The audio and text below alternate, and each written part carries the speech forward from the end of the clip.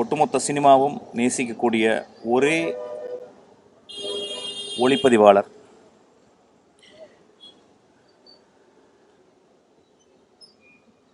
நிறைய பட்ஜெட்லனா நல்ல மனுஷன் யார் இருப்பார், எந்த ஒளிப்பதிவாளர் போடலாம் அப்படின்னா அது வந்து செழியன் தான். எப்படி அந்த செழியனுடைய பெயர் எவ்வளோ அழகோ அதுபோல் ஒரு அழகுணம் கொண்ட ஒரு இதயத்துக்கு சொந்தக்காரர். இன்றைக்கி காலையில் ஒரு பாரதியாரனுடைய கவிதை, நெஞ்சில் உரமின்றி நேர்மை திறமின்றி வஞ்சனை செய்வாரடி கிளியே அப்படின்ற ஒரு வார்த்தை. ஆனால் அதுக்கு அப்படியே ஆப்போசிட்டாக நெஞ்சில் உரத்தோடையும் நேர்மையோடையும் மனிதர்களுக்கு எந்த வஞ்சனையும் புரியாத ஒரு ஒரு மல்லிகைப்பூ தான் இந்த செழியன். அந்த செழியன் நாங்கள்லாம் அவருக்கு முன்னாடி இறக்கணும், அவர் எங்களுக்கு முன்னாடி இறந்துட்டார். என்னமோ தெரியலை, இந்த 2 மாதங்களாக இந்த காலன் ஒரு புளிய மரத்தை உழுப்பது போல எங்கள் கலைஞர்களை உழுப்பி அவர்களை காணாமல் செய்து விடுகிறது. ரொம்ப ரொம்ப கவலையான ஒரு தருணம். என் தங்கையை என்னால் பார்க்கவே முடியல. என் வாழ்க்கையில் செழியன் ரொம்ப ரொம்ப முக்கியமானவர்.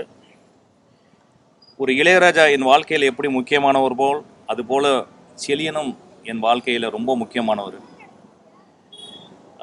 பாலாவுக்கும் எனக்கும்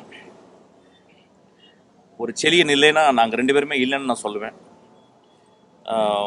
ரொம்ப நாளாக மீட் பண்ண முடியல, வந்து பார்க்கவே மாட்டார். ஏன்னா வந்து பார்த்தா ஒருவேளை நான் உங்கள்கிட்ட வந்து ஒளிப்பதிவர் வாய்ப்பு கேட்பணும் நீங்கள் நினச்சாலும் நினச்சிடலாம் அப்படின்ற ஒரு ப்ரைடு எப்பொழுதுமே இருக்கிற ஒரு மனிதர். ரொம்ப நான் மிஸ் பண்ணுறேன். எனக்கு ரொம்ப கில்ட்டாக இருக்குது அவர் இறந்து போனது. அவர் கூட ஒரு படம் நான் ஒர்க் பண்ணியிருக்கலாம் அப்படின்னு நினைக்கிறேன். ஆக்சுவலாக என் தங்கைக்கு நான் என்ன சொல்லுவேன்னு தெரியல. ஒரு மகா கலைஞன், ஒரு இசையமைப்பாளர், ஒரு ஒளிப்பதிவாளர், ஒரு ஒரு அருள் கொண்ட ஒரு மனிதர். இந்த உலகத்தில் அவர் இல்லை அப்படின்னு நினச்சி இந்த உலகத்துக்கு தான் அது வந்து ஒரு பெரிய இழப்பு. அது செழியன் இல்லாமல் ஒரு செழிப்பு அழிந்து விடுகிறது தமிழ் சினிமாவுக்கு.